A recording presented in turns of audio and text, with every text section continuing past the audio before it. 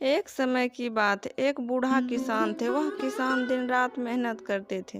उसके 3 बेटे थे, लेकिन वे तीनों महा आलसी थे।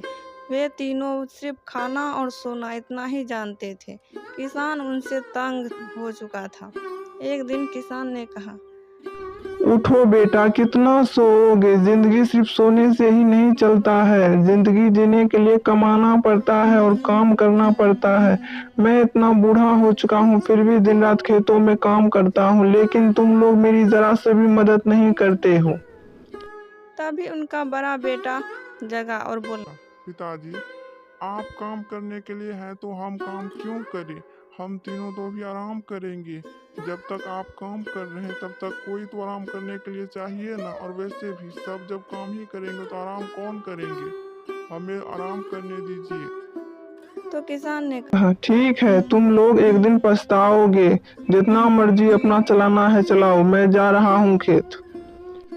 ऐसा कहकर बूढ़ा व्यक्ति गांव के चौराहे पर बैठता है और कहता है, ये तीनों ऐसे नहीं सुधरेंगे। इन्हें कोई ना कोई तरीका जरूर देना होगा जिससे कि वह तीनों सुधर जाए और अपने मेहनत और अपने काम पर ध्यान दें। ऐसा कहकर वह किसान घर आता है और कहता है, बेटा, अब मेरी उम्र बहुत हो चुकी है। मैं कहीं तीर्थ यात्रा पर जाना चाहता हूँ। अब से इस घर की पूरी जिम्मेदारी तुम्हारी है, खेती भी तुम्हारी है। मैंने इतने दिन से मेहनत करके यह खेती की, लेकिन अब मैं जा रहा हूँ तीर्थ यात्रा पर। मेरे बिना तुम लोग यह घर अच्छे से संभालना। और हाँ, मेरे दादा के जमाने के अपने खेत में एक सोने का घड़ा दबा हुआ है, जिसे मैंने तो कभी नहीं निकाला क्योंकि मैं मेहनत करता था। लेकिन तुम लोग उस घड़े को जरूर निकाल लेना और उसी से अपना जीवन काटना। छोटे बेटे ने कहा, हाँ हाँ पिताजी, आप जाइए आराम से। हम लोग यहाँ पूरा सब काम संभाल लेंगे। बूढ़ा व्यक्ति चला जाता है। तभी वहां पर बड़े बेटे ने कहा, पिताजी ने तो अच्छी बात बताई है। चलो हम लोग आज ही वह खजाना निकाल लेते हैं।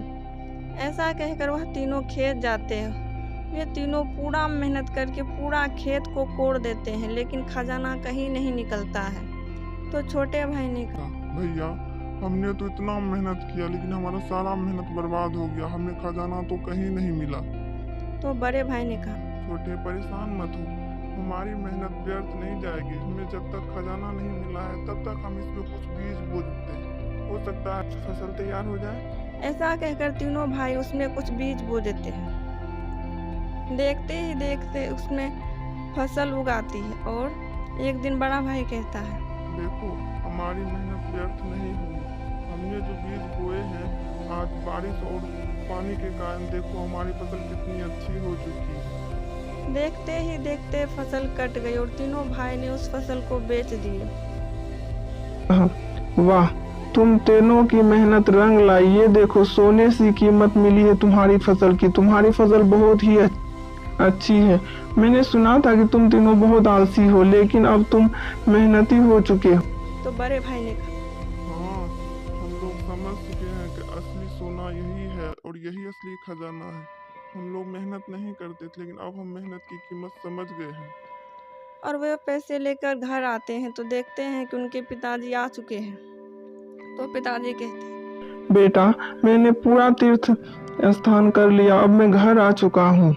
और तुम लोगों की क्या हाल है? खेतों का क्या हाल है? तो बड़े बेटे ने कहा, पिताजी, आप यहाँ से गए तो हमें एक प्रेरणा मिली। हम अपने खेतों में खजाने की खोज कर रहे थे, लेकिन असली खजाना हमें मिल चुका है। हम समझ गए हैं कि असली खजाना क्या है।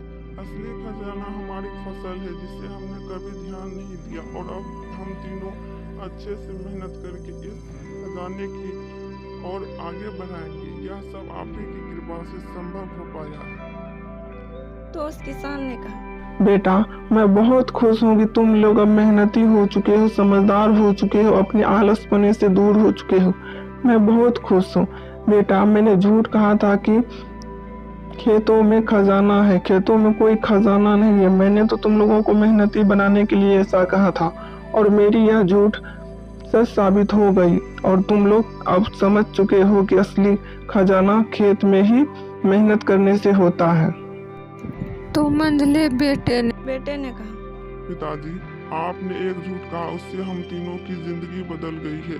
इस झूठ से ही हमारा जीवन बदला है पिताजी। तो बड़े बेटे ने कहा, पिताजी, इस पैसे पर सबसे पहला अधिकार आप ही का है। आप ही के कारण हम लोग मेहनती बने हैं, नहीं तो हम लोगों का जीवन अंधकार में बीत रहा था। तो किसान ने कहा, आज मैं बहुत खुश हूँ मेरे बेटे कि तुम तीनों लायक हो चुके हो। अब मुझे कोई चिंता नहीं है। मैं मर भी जाऊं तो मुझे अब कोई दुख नहीं होगा। मेरे बेटे मेहनती हो चुके हैं, वे समझदार हो चुके हैं और अपनी कीमत अब जानते हैं कि क्या है। सोने से बल्कि काम करने से ज्यादा फायदा होता है। तब से तीनों बेटे और किसान मिलजुल कर रहने लगे और तीनों भाई खूब मेहनत करने लगे।